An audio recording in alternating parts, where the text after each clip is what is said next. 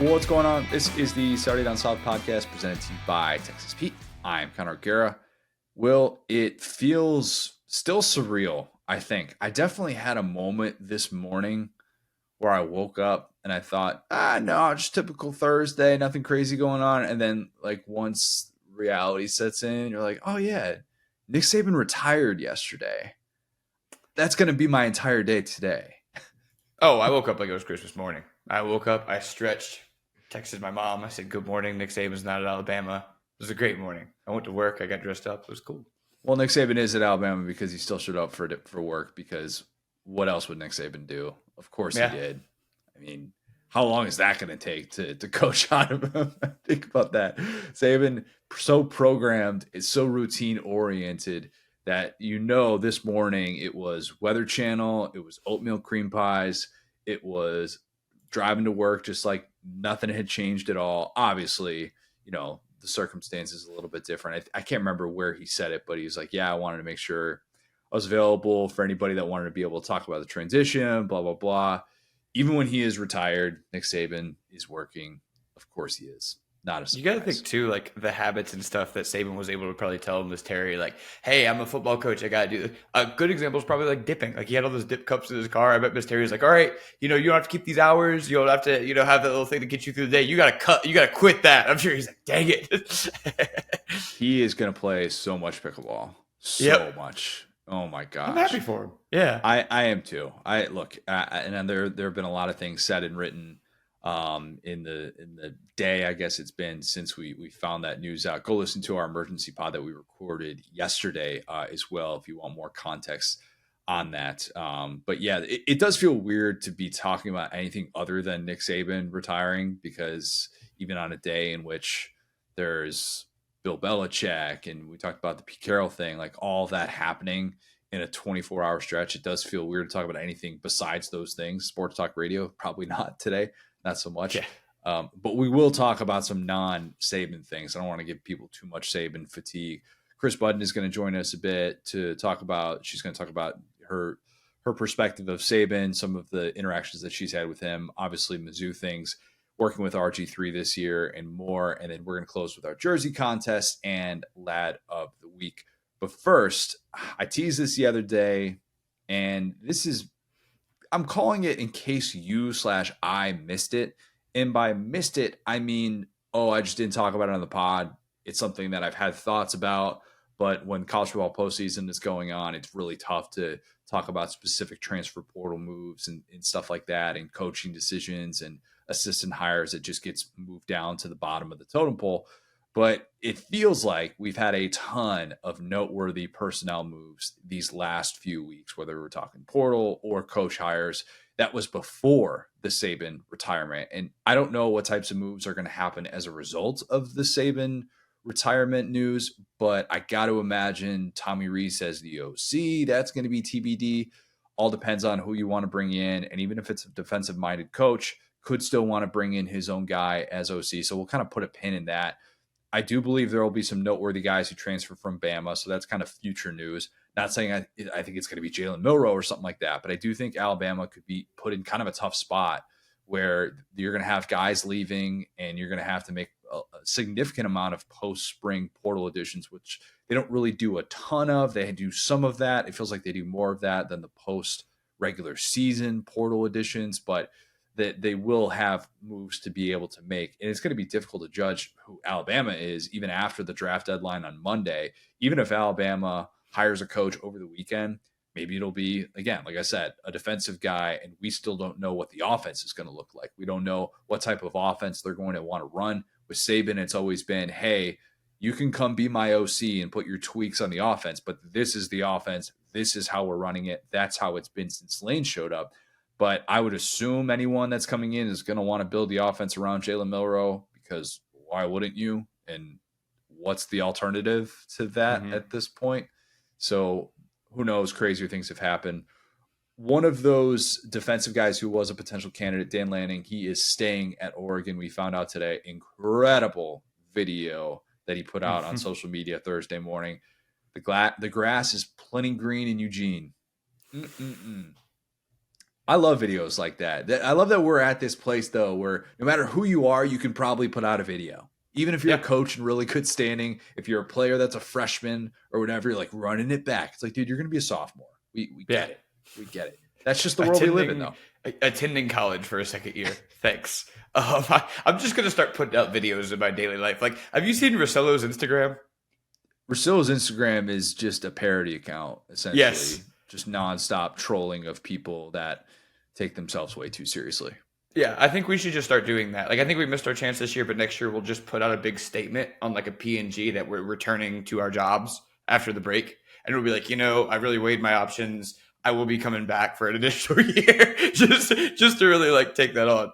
Who is it? Is it Josh Tipton who does the graphics for On3? Mm-hmm. That like I'll lay out my breakfast menu items that I could be choosing from, and it'll just be a graphic, be like final 10. And nobody will need to know that I have the same breakfast behind your head. Yeah, like, buddy, I have the same breakfast every day except on Sundays. Come on, that's just reality for me. But great video that Dan Lanning put out there. It would have been interesting to see a former Saban disciple that's half his age in that role. But 2 years in as a head coach, I totally understand why he feels the need to stay at Oregon, despite the fact that I have said repeatedly, we can't consider that a destination job until someone actually makes that their destination. And that even includes Chip Kelly, who did not see it as a destination job at the time. Mario Cristobal, Willie Taggart, just to name a couple of others. Dan Lanning in position to potentially do that, and Oregon fans surely breathe a sigh of relief. I don't know, or I don't really get like the origins of the Dan Lanning is in Tuscaloosa report that someone tried to throw at CBS, and CBS is like, what are you talking about? This is like, we can't even figure out the origins of this. That's the problem with everybody having blue checks, is that stuff looks legit even when it's not. But apparently he was at home just watching a Jason Bourne movie with his son. So that sounds like a lot better than trying to, tell the masses that you aren't replacing Nick Saban a little bit more. You know what's funny is that I would say Dan Lanning, and like Deion's going to make a controversy, but I think at understanding messaging and PR, Dan Lanning honestly might be the best coach in America. Because you think about those mini documentaries they put out even after the Colorado game where he has all the one-liners. He's a guy, the way that he used this as not just a way to say, I'm, not bleeping leaving, as they said in Wolf of Wall Street, but also to say, okay, but I'm going to use this as a recruiting tool, always be recruiting. That is a guy who knows how to get a little 5-minute pitch deck together really quickly. He's maybe the best in the country at that. A millennial head coach. Yes. He is part of the new wave of that, of understanding messaging and trying to get some of that stuff out there. There are plenty of fan bases that wish right now that their head coach would do exactly what Dan Lanning just did and just come out with something like that that's clear, that kind of rallies the troops, gets everybody fired up.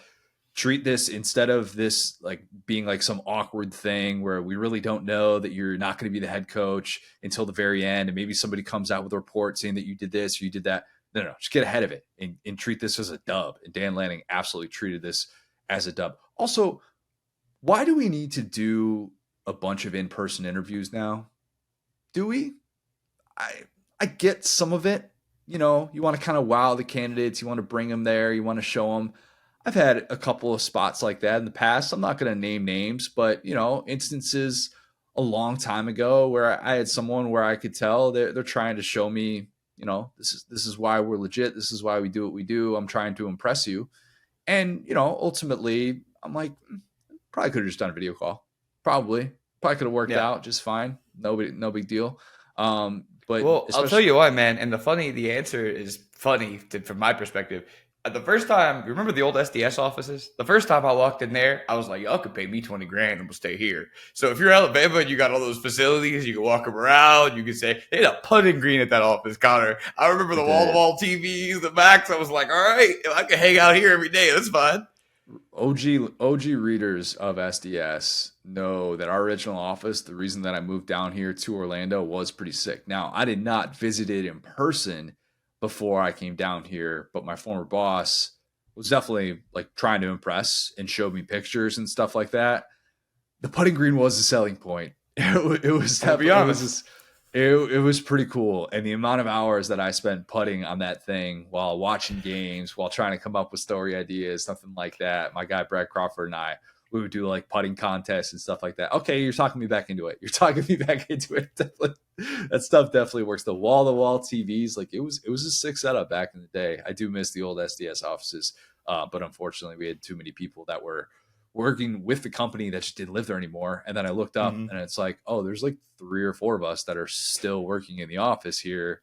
But yeah, I remember us closing it down when we were recording the IMG podcast there, as we're like moving out furniture and stuff like that. And I always wonder whenever because I pass by the offices all the time. Like I live 10 minutes away from them. And I always think to myself, did they keep the putting green? Dude, see, we're answering our own question here. It's the football coach version of that. Like, remember the IMG weight room? Remember you walked to the IMG weight room? You go, oh my gosh, that's what a coach would feel.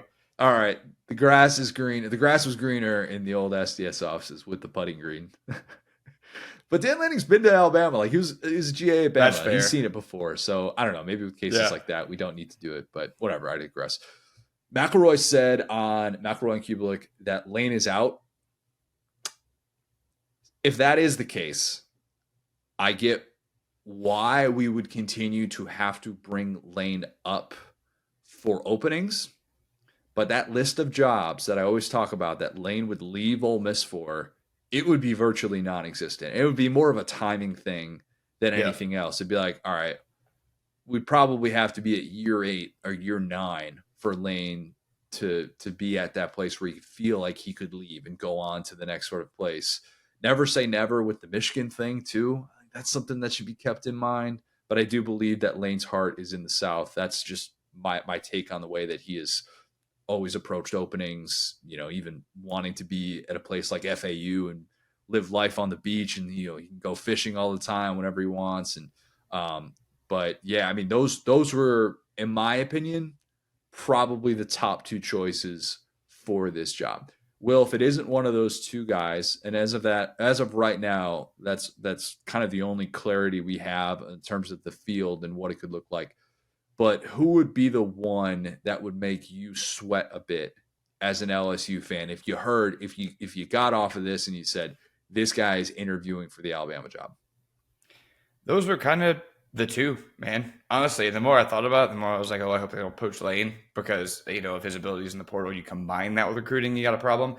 I think that we talked about Norvell a little bit. I think that's probably a pretty good, I hate to say stopgap guy, but he has the ability to keep a roster together because of the portal stuff. Now, not for a bowl game, right? But for a season. And so, point being, I could hear the Georgia fans talking in the back of my head that time. I responded to that directly. But point being, there's not really. I mean, I'm exactly with you with Sark, and Sark is also a guy that I don't think it's too different for him at Texas and Bama. It's not like Texas or that Bama elevates him, to a level that Texas doesn't, because I think with Bama, it's just expectations. I said that, the city of Austin is so awesome to recruit in. And I'm not being mean here. It's just better than Tuscaloosa. It's a fact. They got an international airport or whatever. They got it's a very cool, fun city to be in. So I would probably rather be in Austin if I was him, especially with Arch Manning and those boys already on the roster, Yeah, it just depends. And I think Sark, Norvell, and DeBoer, those are kind of the 3 that everybody is kind of like looking back and forth, wondering like, oh, maybe that would be, those 3 would all be considered by definition splashy hires. But as of right now, we don't necessarily have clarity on that. I am expecting that we're going to have, I think we're going to get a decision over the weekend. And here's how I know that we're going to get a decision over the weekend. Lauren's got a couple of friends that are coming in town, so I'm going to be a single parent for the weekend, essentially. And there you go. I know that that's breaking. Like Claire's going to wake up from a nap, and I'm going to get a text, a call, something saying it's blah blah blah, and then that's going to happen, and then it's going to be like, oh boy, this timing is just not convenient whatsoever. So that's your guarantee that this is getting done over the weekend. For all I know, Saban is going to show up on Friday morning again, realize, oh my gosh, I missed this so much. He's going to say one more year. Don't joke about that. That's not funny. I can't unpop the champagne, Connor. Oh God. Walter is already hammered. Of course. But let's talk some non-Alabama things. Because there is a lot that has gone on in the SEC over the course of the last couple of weeks here. As long as Kiffin isn't taking the Bama job, I have never been more in love with a portal class than the one that he has signed. It is beautiful. I oftentimes will look at it and be like, "Oh my gosh, they got that! Oh gosh, I did a radio hit and I forgot to bring up that guy." Or like, "Oh man, I was really high on this guy mid-season." And there are so many different ways that he has addressed roster needs that it is really, really impressive. And I've already talked about the fact that he got 5 SEC starters that are going to be added to his defense. And even with Judkins off to Ohio State, what does Lane do? He goes out, he gets Logan Diggs after he missed on him in the portal last year. I didn't think that, because that's what, wasn't Diggs down to Ole Miss and LSU? Do you remember how that played out? Like who Diggs turned down for LSU? Isn't that right? Am I misremembering that? Dude, there's so many data points at this point. I can't even remember that at this point. So much has happened. But yeah, I mean, I think Diggs is a great fit over there for sure. Yeah. By the way, just got a text from C. Wright. Gosh. So maybe I'm gonna get to cold take that there is a certain candidate that is lined up. TBD on that. So maybe we'll have to save that for off air. I will say this though. You know what's interesting is that we got to see where Evan Stewart goes. He hasn't announced yet, has he? Goodness.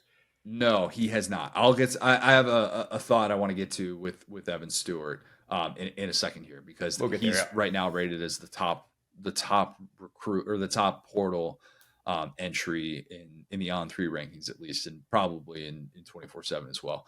But yes, Ole Miss with this portal class now getting a guy like Diggs. I didn't think that Lane was going to turn Bentley into a 20 carry guy based on the way that he's treated him these first couple of years, based on his kind of running style. So he gets Diggs, who is trending toward, he at least was at one point trending toward an all SEC season in the first half, and then just could not stay healthy down the stretch. So for my money, that means offseason good vibes team. It is back on. Fully on board with that. I had a little bit of a moment where you're like, you know what, you lose your best player, kind of question some of that. But, I think that is very much back on the table, and I love the Diggs addition. I was trying to figure out who the preseason all SEC running backs were going to be. With Judkins now off to Ohio State, you've got Schrader, Jalen Wright, Ray Davis, Darquez Hunter, Jace McClellan, Dajon Edwards, Kendall Milton, all off to the NFL. 9 of the SEC's top 10 rushers are gone from the conference. Wow. Can you name the one that's back? Oh man.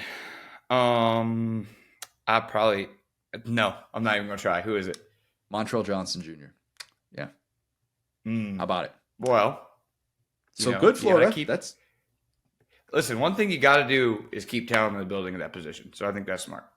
That's, you know what? Florida's got the leading returning rusher. Don't let anybody say that they lost anything when it comes to running back production. They got the leading returning rusher in the SEC. That's worth getting excited about. I am guessing that we'll see Rocket Sanders on the preseason all SEC team, even after an injury-plagued season. He's still so good when he's healthy. But after that, it gets really interesting. It gets really interesting because you've got Diggs, you've got Trevor Etienne, Montrell Johnson, obviously. I love me some Dylan Sampson at Tennessee. He probably hasn't played enough reps to be able to get that kind of love, but I think he's in for a really, really big year, especially in that scheme with that running, with the way that Heupel is typically, been able to find those guys in the backfield. But there's just a lot of running back turnover in the SEC, and I feel like that's going to be the norm. It kind of speaks to the position and the way that guys are now looking at this, trying to be able to get some of that money now. There's a bit more flexibility if they want to do the post-spring transfer thing. You can kind of gauge how your offensive line is going to look, maybe what somebody else's offensive line is going to be. The coaches are in place, just a little bit different, trying to figure what's, look at what's out there if you are a running back. But yeah, there's just going to be definitely a changing of the guard at the running back spot in the SEC. Whereas receiver, I think, is different if you're a portal guy. Definitely different. Yeah, what's interesting is that obviously, like, even for I mean, gosh, for 100 years of football history, one of the coolest things you could be was a bell cow running back. And you think about guys, going all the way back to like Earl Campbell and stuff, where it's like, we're going to build a team around this and da da da. And now start to get to that point where you're just like, well, maybe like, you want to be a guy like an Alvin Kamara, or why am I? This guy is so good. I'm sorry, I'm just tired of the Bama guy that's on the Raiders now. Josh Jacobs. Of course, Josh Jacobs is another guy. Didn't have a ton of carries in college. Wasn't like a Derrick Henry. And Derrick Henry is a guy who we've seen him kind of drop off in the last couple of years because of the amount of tread on the tires. So I think the smart decision, if you're a running back, is to probably just try to hang out. Not get like the Schrader level carries. You know what I'm saying? And I think that's going to be, if you imagine yourself as a business and you're a top tier running back, that actually might be a smart move if you've already impressed scouts. Easier said than done. Said than done. I think a lot of these guys want to get that work and want to go to spots where they feel like they will have more of an opportunity.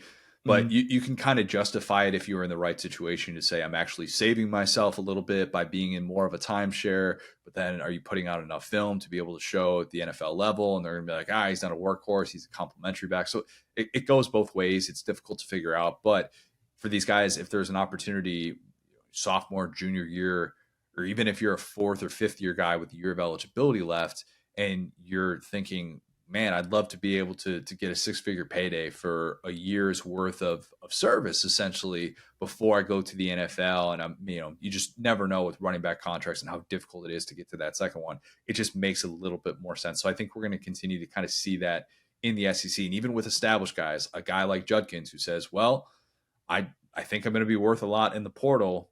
This is what I'm going to do. Again, it has definitely downside to it, but I think that's going to be the path for plenty of guys that are going to look at their situations moving forward. Not that Judkins left a bad situation, left a really good situation at Ole Miss. The receivers, though, we talked about Evan Stewart briefly before, about him and whether or not he's going to find a home. I've been wondering that same thing. Why has he not found a home yet? He's been trending for Oregon for a while. Apparently, I think he went on a visit there last weekend, if I'm not mistaken. Assuming he does leave, that's probably the biggest absence felt of any one player in the SEC, maybe with the exception of a Juice Wells leaving South Carolina for Ole Miss. But I just think Evan Stewart's awesome. I think Evan Stewart is so freaking good. And I think A&M fans know how good he is when he has been on the field, when he is healthy. I'm just amazed at the things that he can do against bigger, more physical SEC corners, how he can high point the football, the things that he can do for an offense. And it's some might look at him and say, it's a little bit George Pickens-esque. He's kind of a head case. He kind of only makes the spectacular catches. He has a couple of drop issues. I think there's a little bit more room for improvement. He doesn't have the size of Pickens, so it's not an equal comp there. But I do think he could be played more interchangeably in the slot. I think his route running is pretty good. And I think that there could be a fit for him to be able to do that wherever his next home is. But Mike Elko he's got a lot of guys to replace. Like he knew that signing up. That was going to be the case for A&M. But he has been super active in the portal. The addition of Nick Saban is huge from Purdue. That is a game-wrecking edge guy, and not a lot of those guys are available in the portal to go out and say, hey, you had double-digit sacks last year in like a conference that actually has respect and is valued for what it does in the trenches. That is a really big addition, perfect for what Mike Elko wants to do. Glad to see that Elko has taken this approach, but also glad that he didn't say, we need to go out and get a quarterback. Connor Wigman was there after he had left for Duke, and it probably was part of those conversations of the recruiting process, but a little bit different than seeing him on campus and seeing him sling it. But it looks like, as of right now, that evaluation is trending toward Connor Wigman being the guy. You thought maybe that we would see Will Howard follow Colin Klein to Texas A&M. That ultimately did not happen, and he ends up at Ohio State. But instead, I think the idea of Wigman working with Colin Klein, one of the emerging offensive play callers in college football, I think that's promising. And if if these group of 5 receivers that they added in the portal, if those guys hit, I think the A&M offense could be better than what people are probably expecting. That includes Wigman staying healthy, of course. Need to be able to stay healthy. But love that addition. Love Colin Klein, one of my favorite additions for an assistant that we've seen in this entire offseason, not just in the SEC. A couple of things on that. The reason why I was asking about Evan Stewart is if he ends up at Oregon, then they would have gotten him and Dylan Gabriel. And I think that is like a pretty God, that's a good combo. that is now Ole Miss has depth. Like they have like 5-star and 4-star plus guys galore, so I'm sure Lane would probably, because he already had his quarterback, you know what I'm saying? But Dylan Gabriel, to me, is a little bit better than Jackson Dart. I think he's got a little bit more of that, like the power behind his throws a little bit. Anyway, so but that's what here is. But we talked about this with the Elko thing as far as, he has this defensive mind. So getting a defensive coordinator to come play or to come coach with you is easy for a guy like that, because it's, who's in the industry, who you respect, who respects you. And that's a person who is, the dream is to have like a Kirby Smart. If you're Nick Saban, it's like, I'm going to pluck you from over here. I'm going to kind of teach you my system. And you can make money later on, but it's more about like, I'm going to come, learn at your kind of temple over here. But then they had all this money to go get an offensive coordinator. So yeah, I'm loving that. And also just, for Wigman, I think that, again, the announcing we're returning to our jobs post, that's actually so cool that a guy committed to Texas A&M. And, and again, he might hit the portal in the middle of this podcast. I don't know. Everything's so fluid right now. But I doubt I said that. I got to check my phone after I get off. But point being, I do think that is pretty cool, because he's a guy that, in the early season, off season, we were talking about what he could be in the Bobby P, the Robert Patrick Petrino offense at the time. And now it's like, well, you have another great offensive mind. He is a talented quarterback that, even with everything kind of, influx around him, talking about end of the 2022 season when he was playing, and starting this year where kind of, the Miami game and everything where the defense was falling apart. So I think that he's shown that in those spots, he's he can weather a storm. So I think that that's a great guy to have on board if you're gonna build a program. It'll be really difficult to crack the top 4 in SEC quarterback rankings. TBD on if there's any more movement, what that looks like. But Wigman's a guy that I'm going to be higher on than the consensus. I'm just telling you that right now. I'm letting people know. I'm not putting him in my top 4 or anything like that. I am now a converted Jackson Dart guy. I love what we saw from him this past year, assuming that, if as long as Milroe is at Alabama, that's not changing. Carson Beck, Quinn Ewers, who also announced that he is back. Cool little announcement from Quinn Ewers to be able to see that after that was rumored that he was going to be returning. He reclassified, though. People kind of forget that. He would have been entering the NFL as like a 20-year-old guy, like south of 200 pounds, which just doesn't really happen a whole lot at quarterback. So I'm excited to see what it's going to look like at the quarterback position in the SEC next year. And Wigman's one of those guys that adds to the depth and will, in my opinion, be set up well for success if they can continue to kind of make some of these moves. I think they're going to need to add some pieces on the offensive line as well. I'm sad we don't get to see Spencer Radler and him in the LinkedIn Bowl, where they both came in and they were like these brash, like guys, and they just started getting more mature every year. Because this year, Ewers is going to be scary. You're right about that. It feels like these guys head on straight, and he learned how to win. I mean, that was a winning football team last year. Yeah, it's a good reminder. Probably don't come to any sort of conclusions about kids when they're 17, 18. Probably not. Wait for them to, shave the mullet and be on TV in a non-reality TV show when they're in high school. I don't know, food for thought. Teams that I'm worried about their quarterback situations after not going with a significant portal addition: South Carolina and Auburn. We talked to Brett Crawford about this.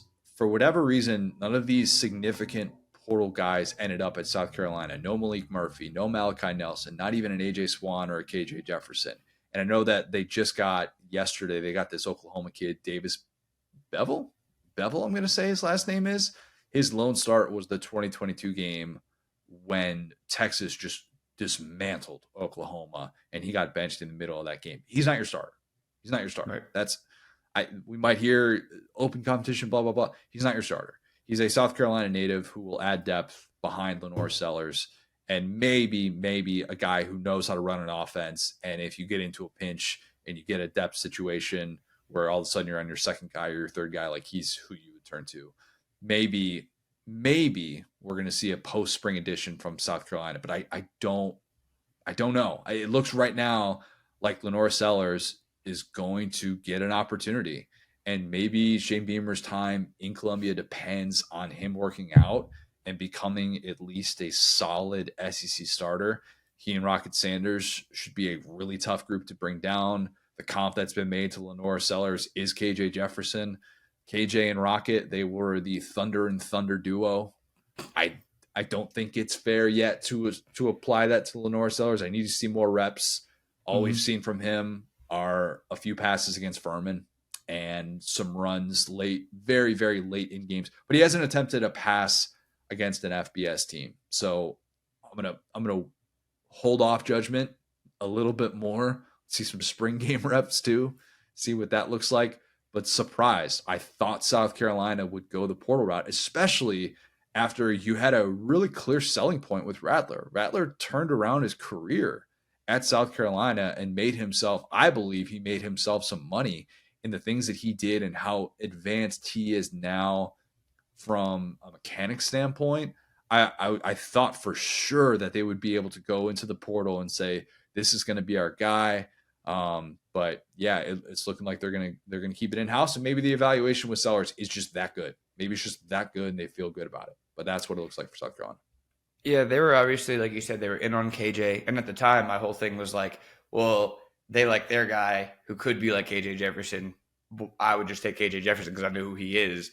But, in absence of KJ Jefferson, you're going to have to keep me honest about Sellers because this dude is everything I like in a quarterback. He's big, he's mobile, he's strong. I didn't even know rec specs was a thing that a quarterback could have. Yep. This guy has rec specs on all the time, so I can't even fairly evaluate him because I'm excited to see this guy play football. It looks like it's going to be a dude that's going to be bulldozing people. It looks like I can't wait to see the tight shot of his rec specs just running somebody over in slow-mo. So I can't hate him. I don't know. I got to recuse myself, like when the ADs talk about their own school. Could be a fun year for first-time starters at quarterback who like to truck dudes, because I think Brock Vandegrift is going to develop into that guy of a fan of trucking human beings and finishing off runs that way.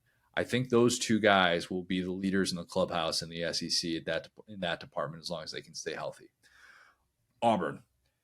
I will say this, though.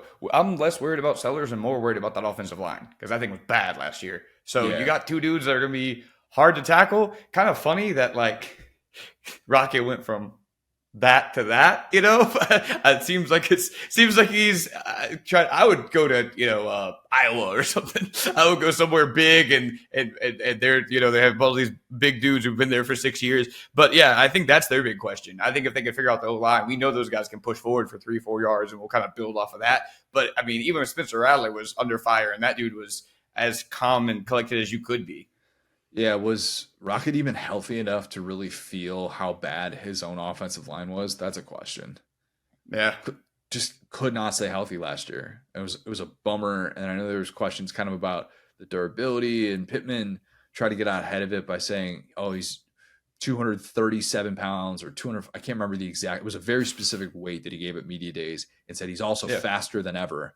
And you're like, okay. And I got it at the time, and I'm like, they're running a different offense. You're not running as much of the up-tempo stuff, so you can afford to kind of pack on a little bit of weight. And then we play the results and say, well, that impacted his ability to stay on the field. Who knows what that's going to look like this year? But gosh, it does feel like you're going from one struggling offensive line to another that could be at a significant disadvantage. Auburn, man, we talked about this a little bit. This just depresses me. It depresses me for a variety of reasons. I don't want to watch another season of Peyton Thorne. I'm just gonna say it. I don't. He had his moments. Whenever he would break a run, I'd be like, oh, he can scoot a little bit. I'm sure plenty of people who watched Peyton Thorne this year had that exact thought. And, oh, he's actually a little bit quicker than I thought. Mm-hmm. Hugh Freeze said before the bowl game, even though there was rumors that Auburn was linked to that guy in the portal and whoever, that they felt good about Peyton Thorne and the things that he did this year. And then the bowl game happened and Peyton Thorne was not very good at all. And Holden Geriner, yes, it's Turner with a G, Geriner, he wasn't any better. And then you're like, wait a minute, our QB4 from the season, Hank Brown, he looked pretty good. That's made up. That's not that his name is not Hank Brown. That's Well, like one of those guys where you play with classic teams in 2K and they auto-generate the bottom of the rosters. Like, Hank Brown's coming in. Hank Brown's a good name. I love a good 2-syllable full name. I Mm-hmm. do. Everybody always calls you by your full name too if you have a 2-syllable full name. You ever notice that? Yeah. Yeah, true. Even though he's got a good enough first name, Lauren and I got into a debate the other day about whether or not Hank was a good name. I think Hank is a great name. That's just I me. love that name. Yeah, Yeah. that's fire because it's coming back. Anyway. Rhymes with tank. What more could he want? Just Mm-hmm. saying. But I don't know that all of a sudden Freeze is going to go, you know what? I know this guy wasn't a top 1,000 recruit, but I think we're gonna put the offense in his hands. I don't necessarily think that's the case. So it looks like Auburn, I hope, is going to dip into the portal. But the issue obviously is the market has thinned out considerably. It didn't work out for Cam Ward. For a minute, maybe it looked like Caden Salter, the Liberty quarterback, who was kicked off the team at Tennessee before he could ever play a game for Josh Heupel. It looked like he was going to be a guy in the portal, and then he's like, no, I'm actually coming back to Liberty. And now you're kind of left wondering what it could look like. And it's troubling because the hope was to have this figured out and not have a post-spring edition like last year. Hugh Freeze is still trying to establish his offensive identity. He's taking over play calling duties. Gone is Philip Montgomery, who was a pretty high draft pick in our coordinator draft, I want to say. I can't remember. Man, I mean, now I'm convincing myself Denbrock doesn't matter. My second and third picks both got fired, if y'all ever think I know football, all right? So, yikes. My first pick did not get fired, but Robert Patrick Petrino did improve the A&M offense by 11 points per game. So that's a dub, and I'm excited about him staying in the SEC and hopefully what he can do at Arkansas. But I was kind of thinking about it. And while I do think that there are elements that make me scared that Freeze is doing that already, after he talked about last year at Media Days, how there's just so many other things he has to worry about. He said, once upon a time, I think I was one of the best play callers in the sport. I don't think I am at that level anymore. You know, I haven't updated my terminology in so long.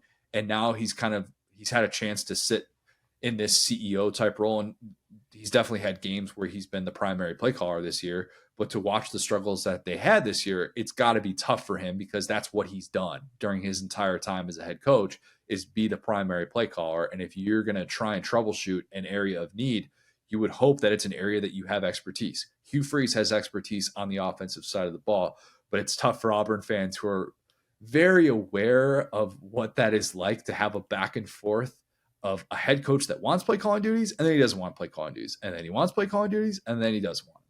So maybe this will yield more consistent results. I don't know. Maybe the influx of having these freshman receivers, these stud freshman receivers will help. But even the great Alabama receivers, you kind of think about a lot of them, and it took most of them some time to get going. And I realize you had, Ridley, Cooper, Julio. They really popped as true freshmen, but a lot of those other guys, it just kind of takes time. It takes time.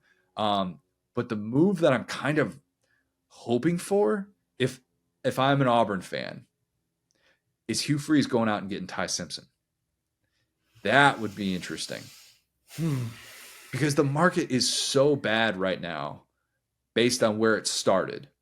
yeah. And if I'm trying to avoid the post-spring thing and I want to get a guy on campus for those spring reps, I would love to be able to add a former 5-star who's been in my state that I could make a sell. Hey, look, Jalen Milroe, he's starting.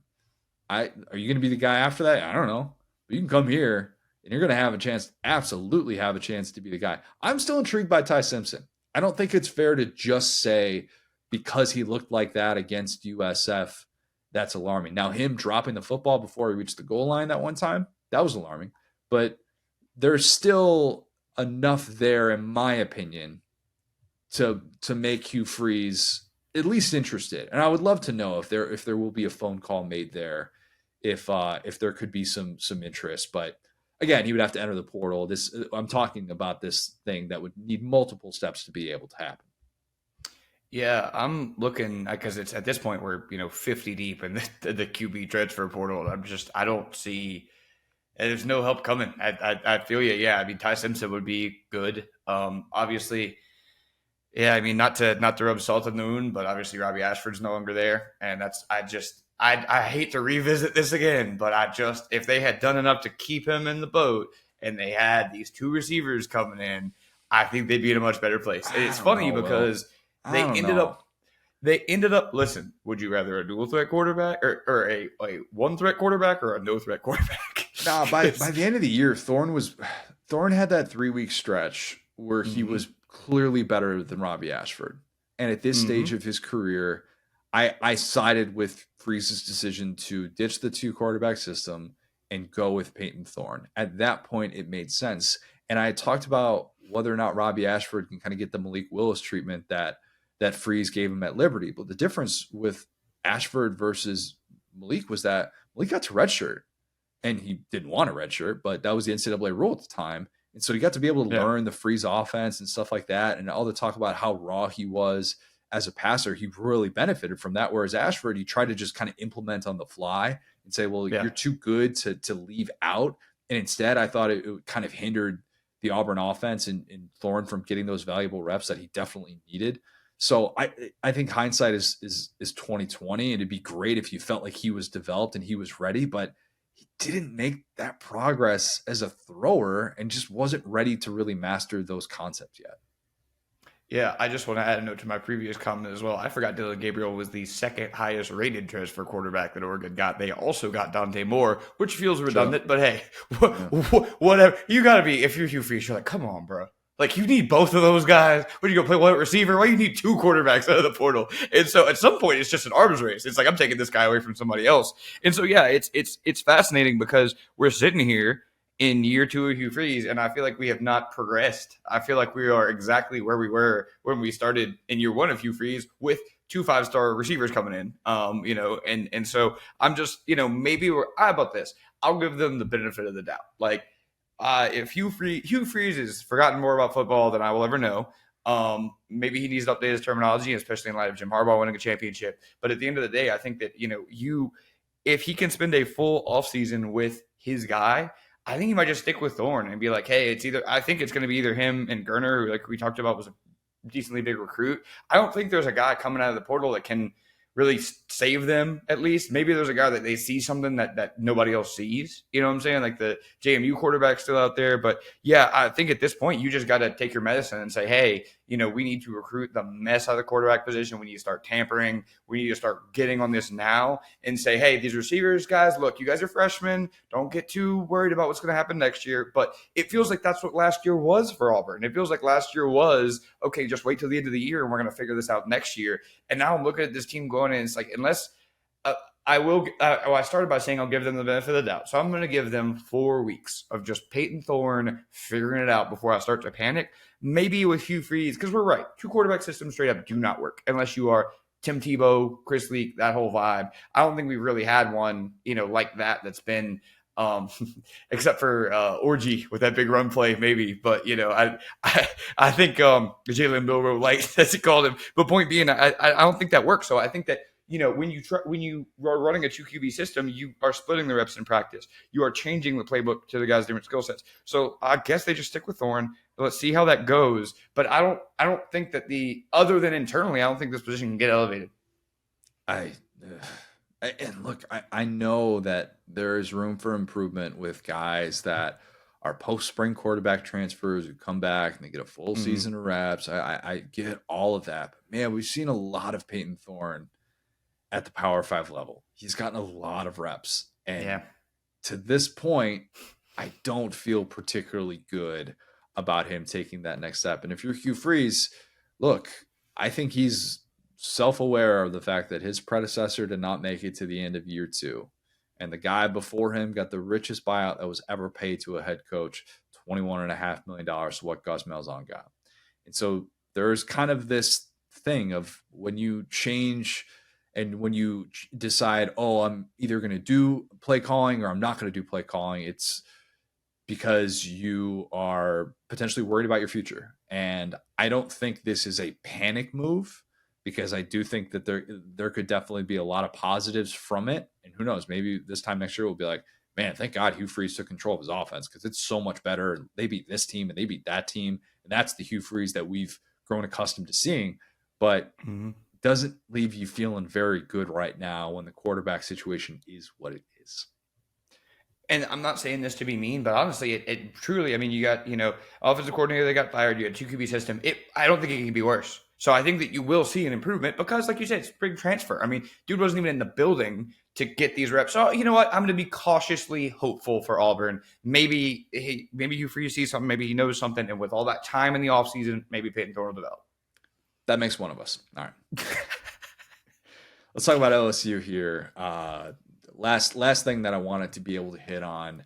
Bo Davis coming to LSU is a huge move for a program in desperate need of defensive overhaul. And they got it with Blake Baker, and they're getting it with Bo Davis coming from Texas, the former LSU defensive lineman. Brian Kelly gave him a nice little 25% raise. I think that's what it ended up being. Said, basically, love what you did at Texas with Sweat and Murphy, 2 guys that were way less recruited than what you would probably think with how dominant they became. And the fact that there was so much conversation about why is Texas back? If you're saying Texas is back, why is it? And a lot of it was predicated on that defensive line, which became the strength of a team that went to the college football playoff. And Bo Davis was a big part of that. And the fact that you now are able to poach a guy like that and bring him on your defensive line with the questions that LSU is going to have there is huge. We know that Mason Smith won't be part of that defensive line, and that is too bad because him declaring for the NFL draft, I don't like to do this. I really don't like to do this because everybody's situation is different, and I know that there are people that feel more immediate financial needs and blah, blah, blah, and I can sit here and have a different perspective than whoever does. But it's a rough season for Mason Smith, man. It just was. It felt like he was invisible in ways that I didn't think he would be. I thought that Deion Walker at Kentucky, he had the year that I thought Smith was going to have, where there would just be a few of those moments every game where I would say, how is he so quick and so explosive at that size? And why does that guy just never leave the field? How is his motor that good? And how is he that gifted for somebody with his physical attributes? It's just amazing to see that guy do what he did. And instead, it was like, Mason Smith he's healthy. He's out there. No, number 0's out there, right? And it just was not the year that you thought it could be from him. And it's too bad. It's too bad. And it feels like these two things, if we had found out Mason Smith is coming back and Bo Davis is coming to LSU, all of a sudden it's like, oh, hey, he's got a chance to be able to kind of bounce, have a different type of end to his college story. But that's just not going to be the case for him. Yeah, I mean, and I've talked about this a little bit previously with guys, playing in bowl games for LSU and having pride in the program. And LSU, especially, during the Les Miles era, you developed an understanding, kind of almost like Calipari at Kentucky, where it's like your guys were NFL ready. Like one thing that LSU has done is turn guys into great NFL players. And that has been something that they have pushed from the jump of the Miles era. I understood Jamar Chase not playing his 3rd year because he realized that he could go top 5, and it worked out beautifully for him. There was no universe in which that could have gone better for him. He was with his buddy Joe Burrow. At the time, I spent 0 seconds mad at him. I don't think I've ever been looking at an LSU player going, what are you doing leaving LSU, the way I am with Mason Smith? Because exactly what you just said, with Bo Davis. And the other part of it, too, is like defensive tackles do not get drafted off of potential.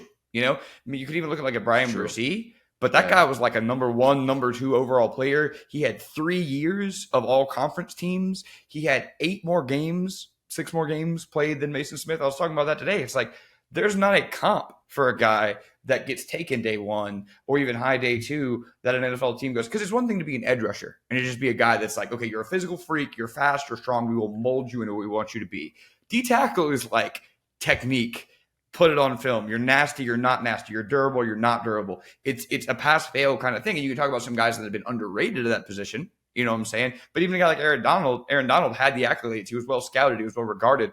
Mason Smith is a guy that hasn't been healthy. And I understand being mad at Matt House. I really do, because I was mad at Matt House. I was almost as mad at Matt House Join as the you were. club. Yeah, seriously. Yeah, he didn't ruin my career, and I was almost as mad as he was at you watching the whole thing. I get it, but and when he declared, I went, I'm not a huge fan of that, just because I think even with Blake Baker, you could raise your draft stock. But the other part of it, something that you just said, is interesting, because compare those two thoughts. We just paid a defensive line coach $4+ million. If you are in a financial situation where you're struggling, walk into Brian Kelly's office and say, bro, float me a couple $100,000 and I'll stay. I got this going on at home. Here's the situation. And if that's what happened, Brian Kelly said no, whatever. But it's not like back in the day where you choose college or money. You could choose college and money now, or honestly, choose the transfer portal, dog. I would be happy to see Mason Smith hit the transfer portal before the window closed than to see him go to the NFL, because he is putting himself in a situation where he's not ready. There's an element to this that feels like it's supreme physical confidence. Yep. Of feeling like I'm more physically gifted than anybody in my position group, and I'm going to show up and just crush these workouts. I'm going to get healthy. I'm going to make sure that I'm good to go, and I am going to blow people away, and I just need to get to the NFL. And there are certain guys that at certain positions are maybe able to do that better than others. And maybe Mason Smith will be one of those guys that shows up to the combine. He's in terrific shape, and we're just seeing this guy do these underwear workouts going, oh my God, how did he not have 10 sacks as an interior defensive lineman?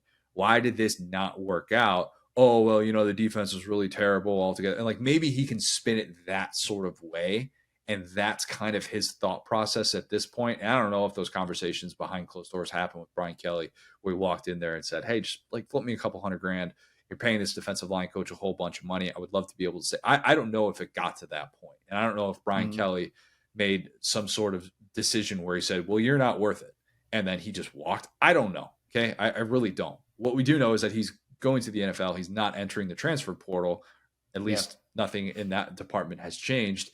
And it is one of those situations that just kind of leaves you scratching your head going, man, like, doesn't usually end up quite like this. Not at a place like LSU where a guy decides that he's going to go to the NFL. It'd be one thing, as you said, if he went to the portal, but to go straight to the NFL after the year that was, it'll be an interesting pre-draft storyline to follow. But LSU in a much better place defensively with still what they got, just from a schematic standpoint, what they got with Bo Davis and what I believe they got with Blake Baker as well. Yeah, and like, it's so funny because, you think to yourself, okay, Wingo is gone, right? And that was our best defensive tackle for sure. He was hurt a lot of the year, but Wingo is gone. It's funny because Smith got hurt and Wingo stepped up in 2022. Then Smith got hurt. Then Wingo got hurt and Smith did not step up. But they never really played together for real, which is really sad, because that was one of the better potentially defensive tackle duos LSU's ever had. But now you're sitting there and you're going, both of those guys are gone. Their backups are like transfers, career backups. Like, they just don't even have D tackles. Like, I think after got to look to see if a 225 area code's calling me. They might call me to come play D tackle. I went to Full Sail, have some eligibility. Like, there's no, and I'm sitting there going, oh my gosh, what is LSU going to do at D tackle? And the hire Bo Davis, I'm just like, well, this is the best you can do in this situation. And it's funny because the amount of like the dearth, the thinness of talent that they have at D tackle is so glaring that there's literally one man in America that would trust to fix it, and it's literally Bo Davis, and that's it. It's just blind faith. It's like, I hope you see something. I hope you can grab a 3-star just like you did at Texas and turn them into something, because anybody, not even just Matt House, like any standard defensive coordinator, I'd be like, yeah, let's use, people are just going to run an HB dive on them all day. So I'm so fascinated to see how they manage that position specifically, because it's his area, it's Bo Davis' area of expertise, and they just have just another guy out there. Nick Scorton, I bet, at LSU would have been really interesting. You said what? Nick Scorton at LSU would have been really interesting. Instead, he ends up going to A&M. I don't necessarily think that would have changed. I don't know what the recruiting crossover is there. Because he's a Texas native. I'm not sure if he was recruited by Davis at some point or anything like that, how that worked out, because he's a 4-star guy coming out, I remember, of high school. But LSU, I think, should be in better spots than they were with Matt House, and that's not really breaking any sort of news. Yeah, I will say this real quick. It feels like Brian Kelly is doing some type of bit here. It's like when an out-of-towner comes to Louisiana and they're like, "Oh, you guys all just drink, drive by daiquiris and Mardi Gras every day." He's like, "Okay, I'm getting y'all told me there are all these great coaches and all this great talent here. Okay, we got Joe Sloan, Cortez Hickson, Blake Baker, Bo Davis." And it's like he is a more Louisiana coach than Coach O was in terms of his coaching staff. And so it's so funny because I look at these guys he's hiring. I'm like, he's bringing everybody home. Like it's almost a joke at this point because all the guys he's bringing feel like they're going to be there a while because they're all from there. And I think after getting left at the altar at Notre Dame and just with different players, and missing out on guys and recruiting, and then at LSU having guys transfer, having guys not show up, he's like, apparently these Cajuns, apparently these people from Louisiana just stay here. So it's just super funny that like that's one of the reasons why LSU fans can be so happy is that this team embodies Louisiana as much as it did to Coach O. is there a team that feels like it had bigger upgrades than LSU at the assistant spots? At least, definitely, I think on defense, if there's a unit, the LSU defense got better in that way.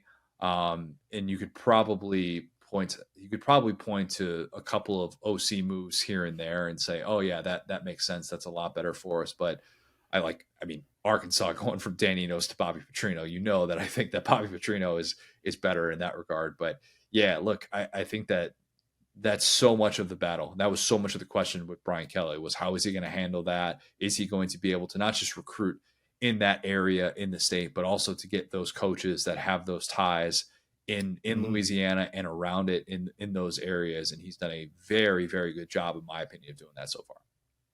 Okay, let's kick it to Kris Budden. Great combo with her about a variety of things, including some perspective on covering Saban. So here's Kris. Now excited to be joined by a very special guest. It is the great Kris Budden. Kris, got a ton that I want to get to with you. We're obviously going to talk Saban. I want to dig into your Mizzou Tigers, put a bow on just kind of this year as a whole. But first, I have to ask something that I've been wondering about since we last talked about on Off Campus a few weeks ago. Did you cancel Christmas?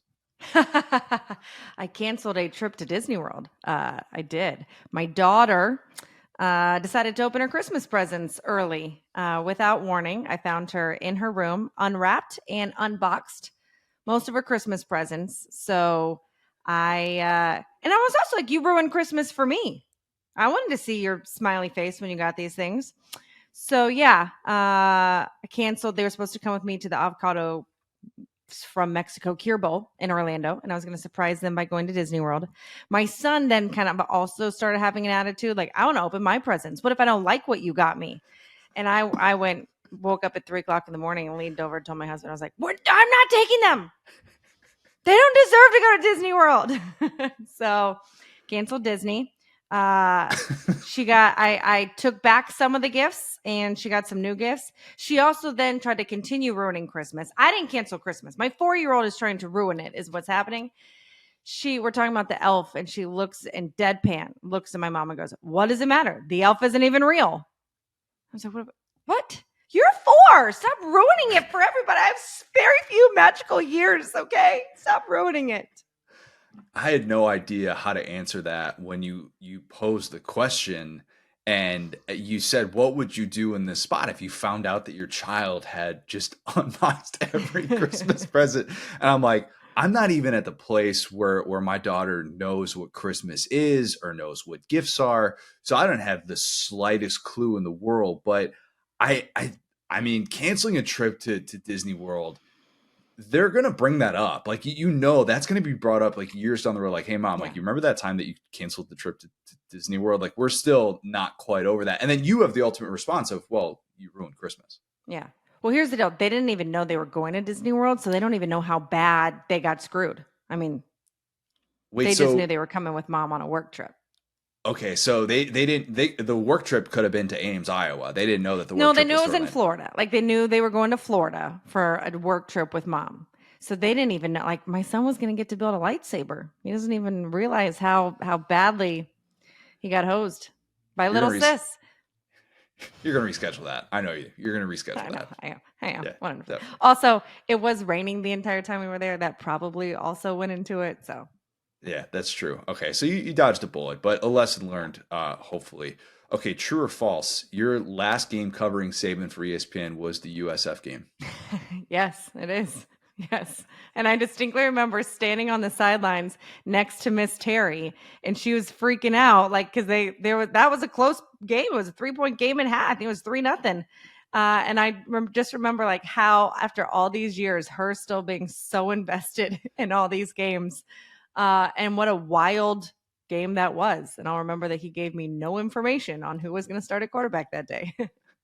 So was that how did you approach that? Because they come out obviously looking horrible. You guys have the weird rain delay during it. They end up coming out with a new quarterback at halftime, and it ends up being instead of Tyler Buckner, it's Ty Simpson who comes out. Like, Mhm. how did you approach interviewing Saban in those spots, knowing you're probably not going to get anything? He's probably miserable. Miserable is on a different level when you're in a dogfight with USF, but like, how in the world did you go about even talking to him on a day like that that was no fun for him?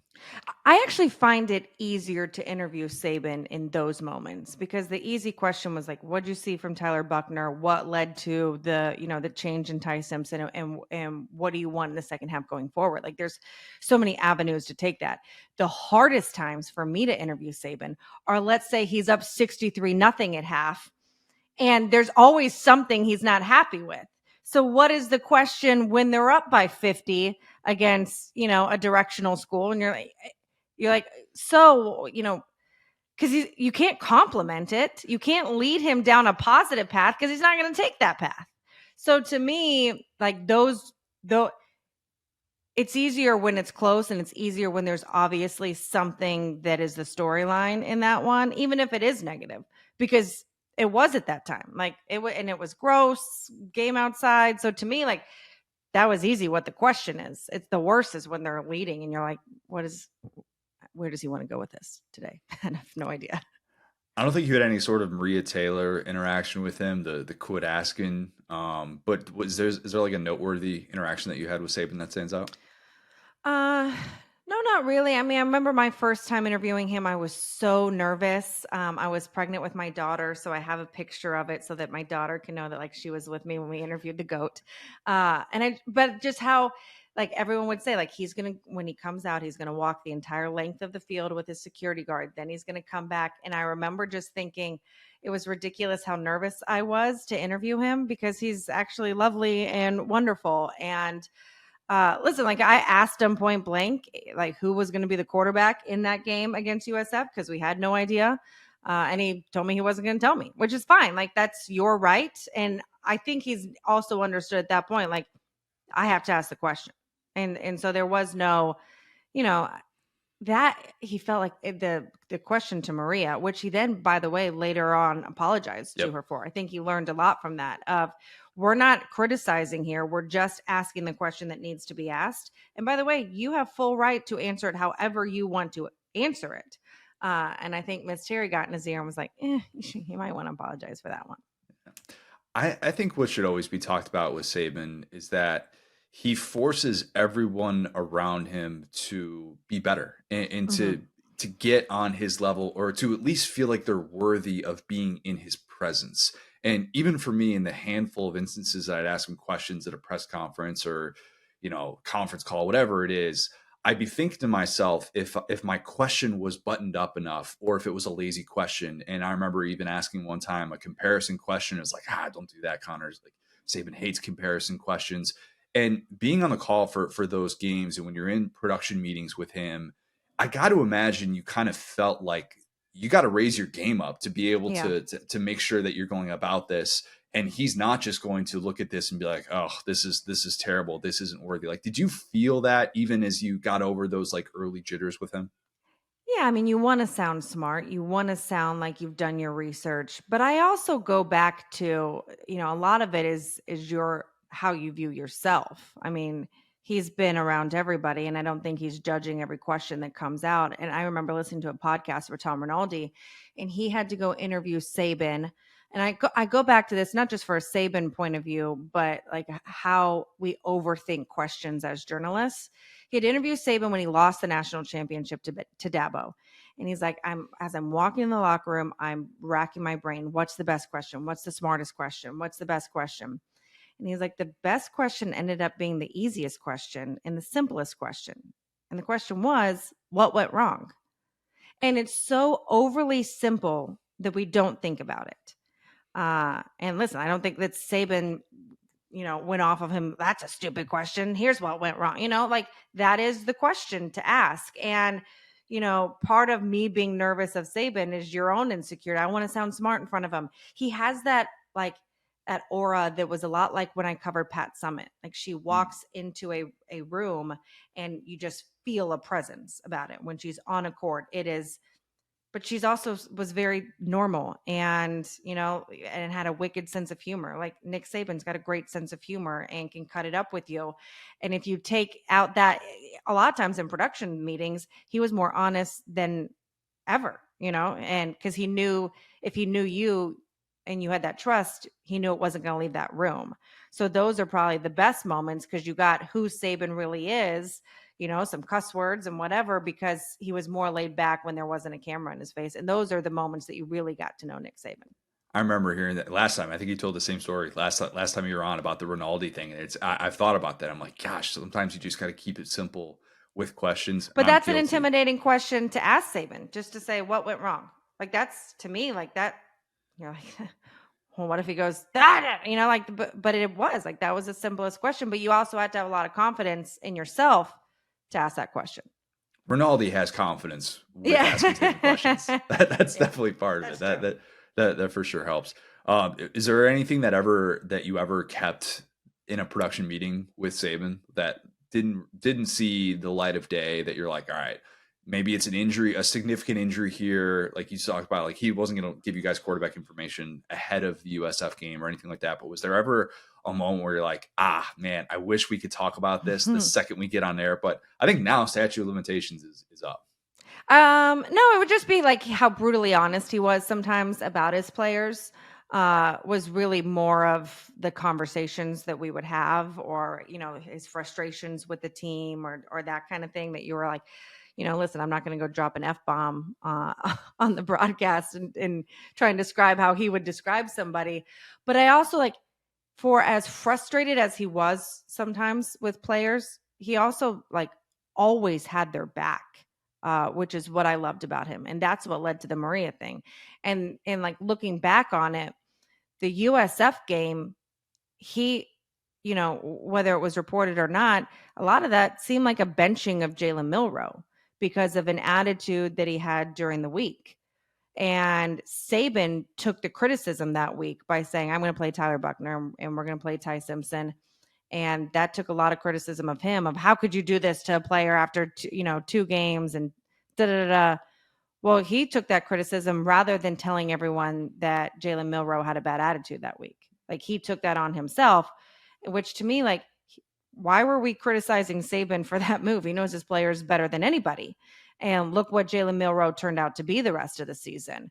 And so I thought, looking back on it, instead of throwing his player under the bus saying he's going to sit because he's had a bad attitude, he just kept it quiet. And then the next day on that Monday was announced as a starting quarterback again. And that's who he was. For as tough as he was on his players, he also protected them from everybody else. In non-Saban things, scale of 1 to 10, how rewarding was this year as a Mizzou grad? It was great. Although I was very frustrated during the Cotton Bowl. So I went to the game. Oh yeah, you were there because that was in Dallas, right? Yeah. With my husband. And I was so excited. So I never get to go to the game as a fan. And it was a terrible first half. Ugly football. And I look at him and I was like, we're leaving. He was like, we're not leaving. I was like, we're leaving. This is bad football. I don't want to be stuck in traffic. We can watch this on TV. We're leaving. And he was like, this is what it's like to be a fan. I know you're not used to this, but this is what it's like every Saturday watching Tennessee football. You're going to sit your ass in that chair and you're going to watch. It's like, fine.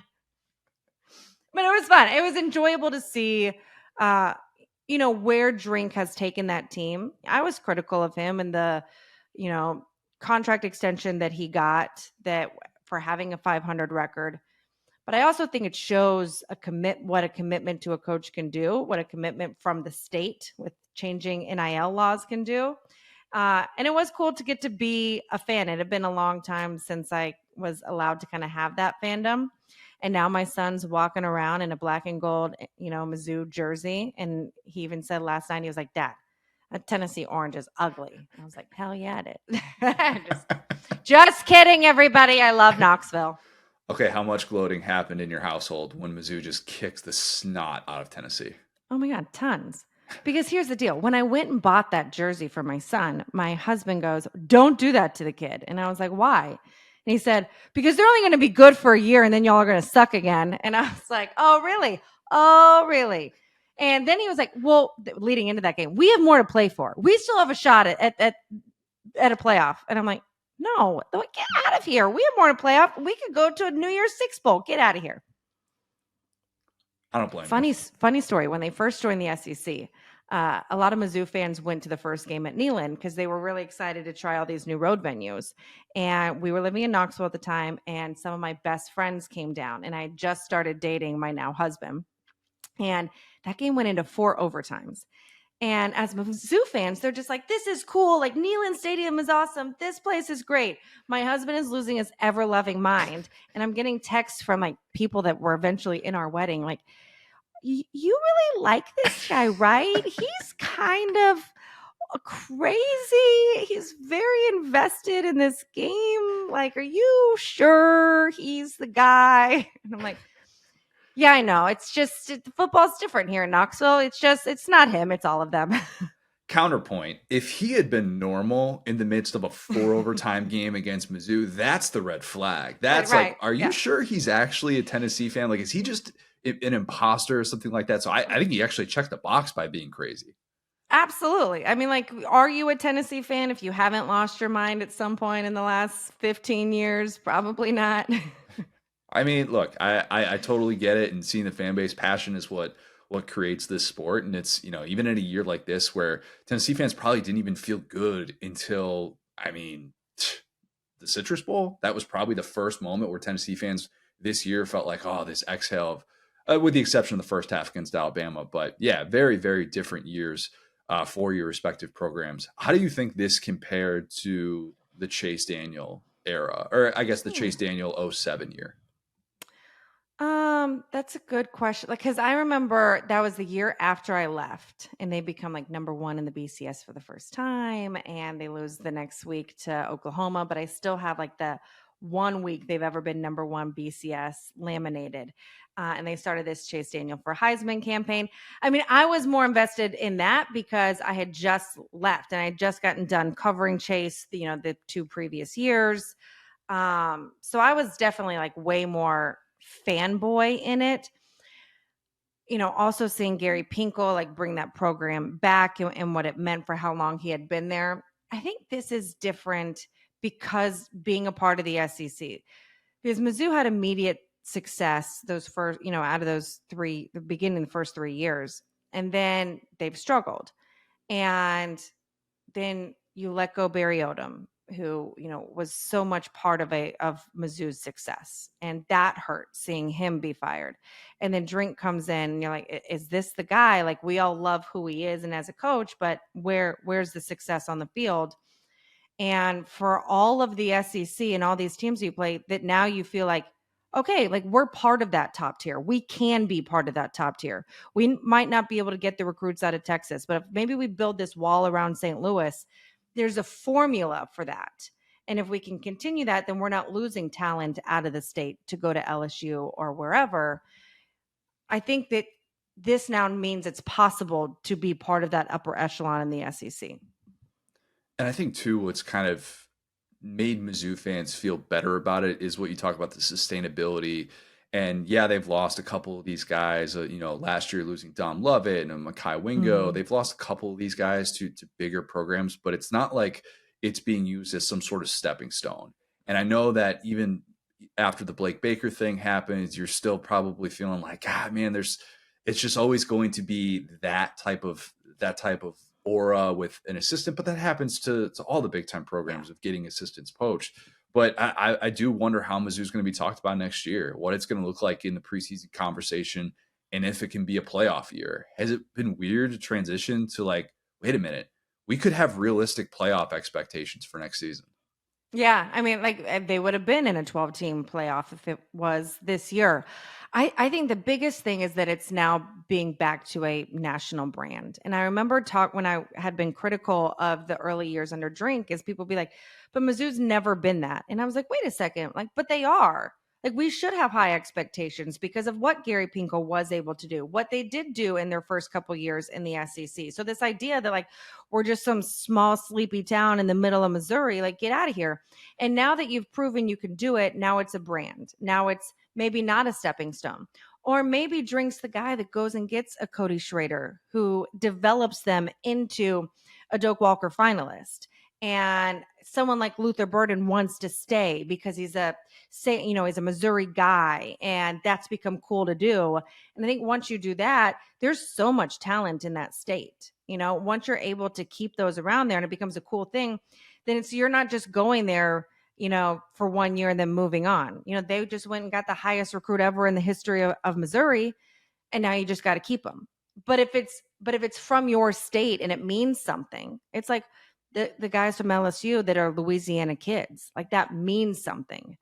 Because it's the only, for Missouri, it's the only D1 school in the state or FBS school in the state. That means something that it doesn't mean other places. Speaking of LSU Mizzou, was that the best game that you covered this year? No, LSU Ole Miss. Oh, that's right. Previously, yeah, that was insane because it felt like whoever had the ball last. And then remember, Ole Miss scores, and I believe there was 41 seconds on the clock, and I'm standing by Nick Saban, and he's like now mad because he was like, get down. Like he didn't want him to score because 41 seconds with Jaden Daniels, and they did. They had to play at the end zone. I think that was also the best game just because that was coming off the Alabama loss. Like you felt it in the room with Saban or with Kiffin of like what that loss felt like for him. And he's like, it was a dark 2 days around here. And so to go from like the lowest of lows to the highest of highs, like you kind of felt what that win meant. And then they rushed the field, and anytime you're in Oxford is awesome. So that was probably the best game we did this year. How do you approach field rushing? As we've seen the videos, Molly McGrath and the sprinting that she's doing to get to the coach, and it's you realize what goes into it. There was a video Tom Luganbill doing a similar type thing. Like when it's about to happen, like take us through like the mindset of, okay, how do I do my job and not get trampled? Yeah. Well, you kind of have to worry about the not get trampled. I will say field storming much safer than court storming because court stormings are like there's nowhere to go. The thing is, you just don't want to lose the coach because the second that you lose eyes off him, it's done because it happens so quickly. And then you're also like, hi, I'm little 5'6" Kris with all these guys with pads. Like you can't see anywhere. And so I went up to his security and I was like, hey, I need to get Lane afterwards. Can I follow you? And they said, sure. Well, then they were like, okay, but if you're going to follow us, you had to come be in the box. So I'm like standing there on that last play at the end zone. Like I have my belt, like my finger through the belt loops of these security guards. So that's the play. Find the security guards. They'll take you out there and then just don't lose eyes. And it's eventually like, if you're around the security guys, like you're pretty safe. There was times though that like earlier in that game, they were mad about a call and people start throwing stuff. Like that to me is more of the like, am I going to get hit with a beer bottle or a beer can at some point? And then trying to get off the field is the hardest part because like everyone's coming on. You're like a fish swimming up water. You're like, I just want to get the hell out of here. But those moments are also, they're so few and far between that they're very memorable and they're very special to be a part of. Got to dodge mustard bottles, as your husband knows about. Like, balls. Yeah, just especially with Lane, you just never know. Yeah. What was year one with RG3 like? My what? Your My run? Year one with RG3. He's fascinating. Just the way that he approaches the game with a sense of humor is unlike anyone that I've covered before. He's super creative. He's also the youngest, analyst that I've ever worked with. So there's a celebrityness to him, that like you're walking around and, it wasn't that long ago that he won a Heisman, believe it or not. Like he's still 30, he's, in his young 30s. And that people like, because of his social media presence, like everyone still finds him so cool and so popular. So You can't get out of a stadium with 18,000 selfies coming your way. But just like how much he still connects to that generation beyond anyone really that I had ever worked with was really, really cool. And the connections that he had with all the coaches, like they all still respected so much what him and that offense did down at Baylor that they would constantly just, go through plays and hey, we faced you and you kicked our ass. And so those were the cool stories to hear. Anybody with his energy and in his vibe, just because he's different, he doesn't really care that he's different. He is very unapologetically RG3, and some people think that it's this act, and it's in a different way. It's being talked about with McAfee right now as well. But what would you tell the people that don't think that he's genuine on the call, or that he's just much? Like, what would you tell the skeptics of RG3? I would say that's who he is. I mean, it's who he is in real life also. I would also say he approaches the game of like a sincere love for the players in the game. Like not wanting to be critical because he knows what it's like. And it wasn't that long ago that he was on one of those fields. I think sometimes when you've been away from the game for so long, you approach it with much more of a different, lens than he does. And he just wants to celebrate the game. He's peeled back a little bit on some of the, sexual innuendos for a Disney Channel. So there's not as much of pushing the envelope, but that doesn't mean that it can't be fun and entertaining. Listen, he might not be everybody's cup of tea. Not everyone loves every single announcer, but you also have to let him be him in who he is and not put him in listen, I had Dan Orlovsky the year before. They're two wildly different analysts. One guy likes to draw and break down film better than anyone I've ever seen do it. That was what made Dan who he is. And that's the thing about ESPN. You have so many different personalities that they let those personalities be who they are. And you're not just this analyst who checks this box. Gotta say, when you talk about like how he interacts with people on social media and stuff like that, his presence there. When you guys were covering a UCF game, he tweeted out that he was looking for Orlando food suggestions, and I was all over it. I had like the rundown for him ready to go. At no point in our weekly off-campus chats did you say, Connor, where should I eat in Orlando? And mind you, I was planning on asking you about some Dallas spots when SEC Media Days goes there this year. So I'm just saying, like, he put it out there, and I gave him the list, and you never asked. So, like, if you're looking for good Orlando food recommendations, I'm always available. But just thought it should be known that he was more eager to get on that than you were. First of all, didn't he live in Orlando for a bit, maybe? And Did also, if I'm going to go eat, maybe not. He lived in Tallahassee for a bit with his wife. I'm going to go to Epcot. What? I'm going to go do that around the world. I'm just kidding. You don't just eat at Epcot. You go around the world. You drink yeah, yourself around the world.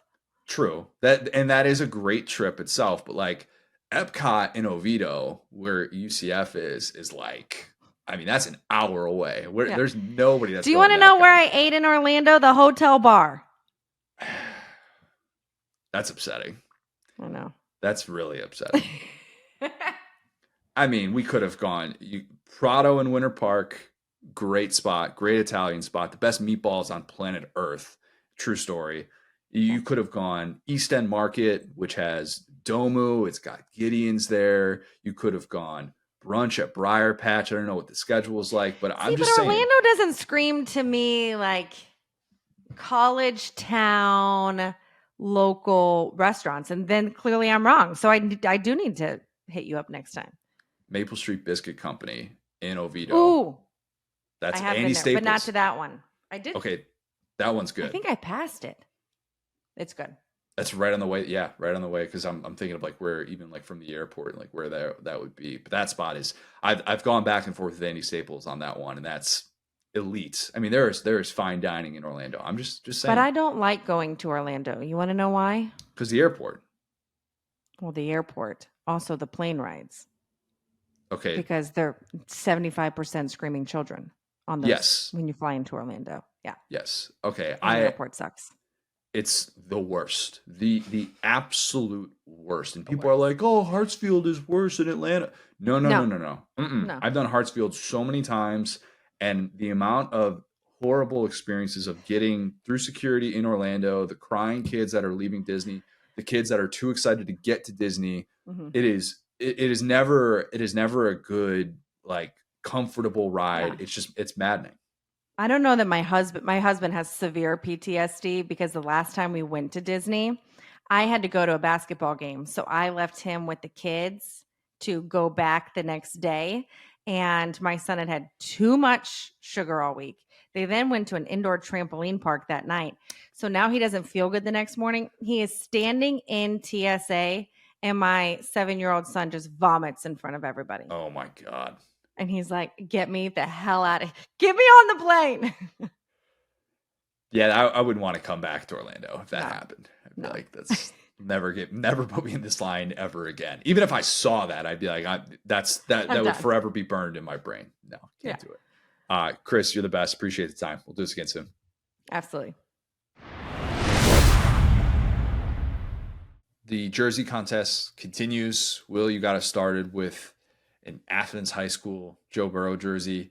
I am going with another jersey that is more than 10 years old. Was that more than 10 years old? No, yours was probably like 15, 14. Man, that's so crazy. We are getting old. But yeah, it's a throwback, we'll call them. Yeah. This is a jersey that I have owned since 6th grade. Charles Woodson, Raiders Charles Woodson. Mm-hmm. Yes, you can see right here. The all white. Will, I don't think I've worn this.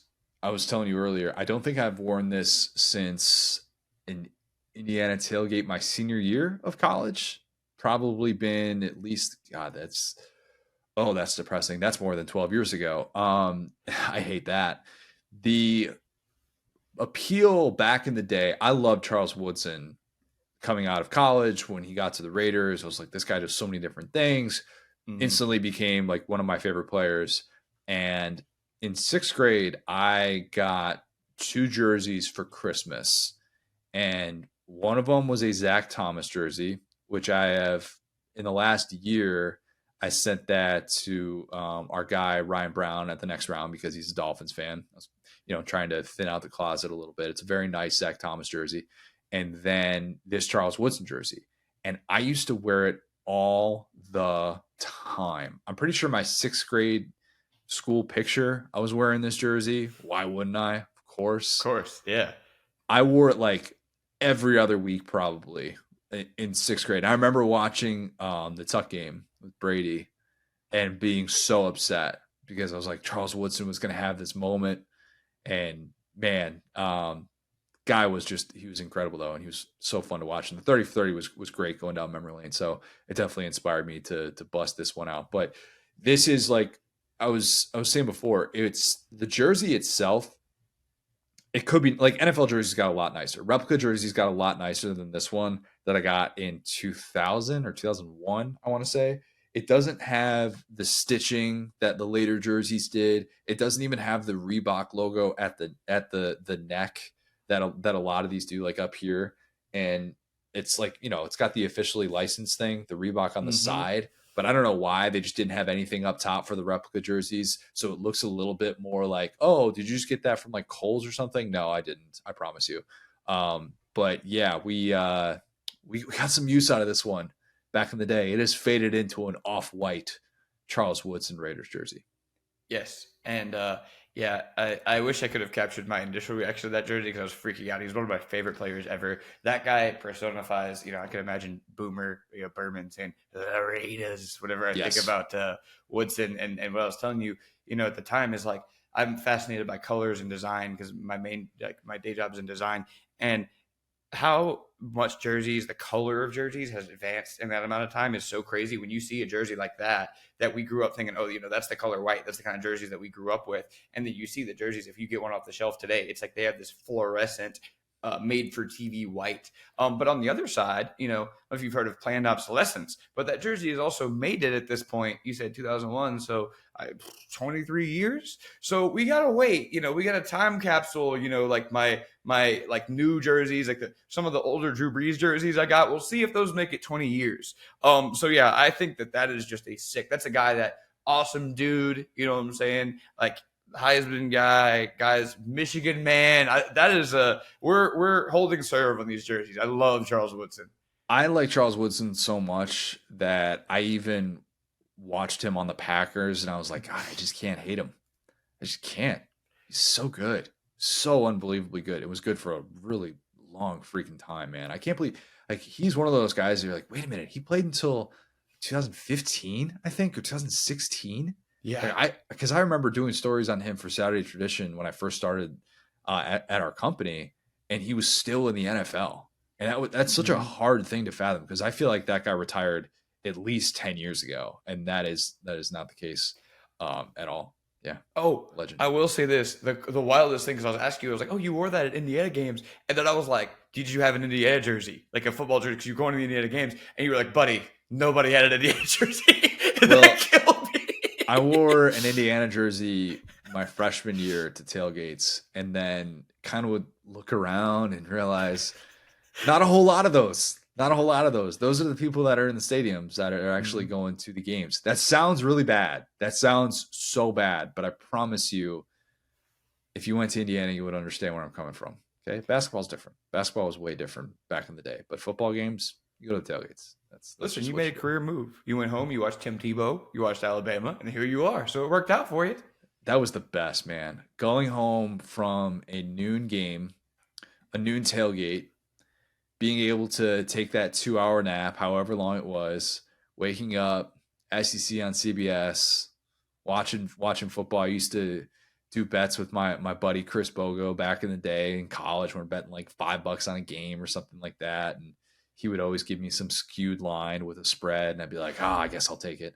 And we would just watch games like for most of the day on Saturday. We would do that in our totally not hungover state at all. Mm-hmm. Let of the week. I've got I'm just basic and I'm just gonna pick the UNC defensive coordinator every single week, but I'm going Jeff Collins. Mm-hmm. Contrary to what some might have thought, Mac Brown is not just texting me asking me who should my defensive coordinator be. It is not a process like that. At least I don't think. I'd have to check my phone. I don't think I've gotten any text from Mac Brown, but Jeff Collins is a guy that I've gotten to know just a little bit over the course of this season, is somebody that I've, developed a little bit of like a texting relationship with. And he's, been one of those guys that'll reach out about this or that. And it's just been super, super nice and super good to us. And I think it's super cool that he's been an SDS fan for a long time. Rocked that throwback SDS hat when he came on here back in August. And a guy that I know is very, very motivated to be able to get back in there into the coaching world. Enjoyed his year off, did a lot of the media stuff, but is very motivated to get back to getting on the defensive side of the ball. So it's bittersweet to see Chizik gone, and Jeff Collins has a relationship with Chizik and he absolutely loves the guy. And so to see him replaced by a guy that I've grown to like as well, was kind of like, oh man, it's just one guy stepping in for another. So very, very happy for Jeff Collins. I will continue to support the UNC defense more than probably even UNC fans. Yeah, it's so funny. That was the first thing I saw. That text you was like, wow, they got a depth chart of lads going on over there. So yeah, good for him. That Mac Brown football program is so interesting, isn't it? It's like whatever we thought it could be. It wasn't this. It wasn't Phil Longo and Gene Chizik and Jeff. I mean, he's having fun. That's all I want to go out is just like Google available head coaches and just get the top guy. I hope it's not just a one and done situation with Mac and that maybe this year reinvigorates him a little bit, because it is certainly not trending in the right direction. Yeah, for sure. I'll go and, I had one picked out. Got to give a tip of the cap, and I know we just did an episode of this to Nick Saban, and I'm not going to grit my teeth this time because I think, thinking about it, somebody had a great post about just like what Saban did for LSU, what he did for college football. So like I said, tip of the cap to him. I was seeing those pictures of him at Michigan State where he kind of almost had like the nerdy vibe with the big glasses. And at LSU, it was almost like he turned into like a little bit of a Chad. He had the swept hair. He looked like he was kind of hitting the gym a little bit more. It was cool watching. Definitely had a glow up at LSU. Yeah, glow up. That's true. Maybe the Miss Terry did some stylistic changes. However, that's not my lad of the week. I have had a different lad of the week, and that is Jack Harbaugh. Jack Harbaugh is living the freaking dream. This guy is looking for his sons to go 2-0 in championships right now.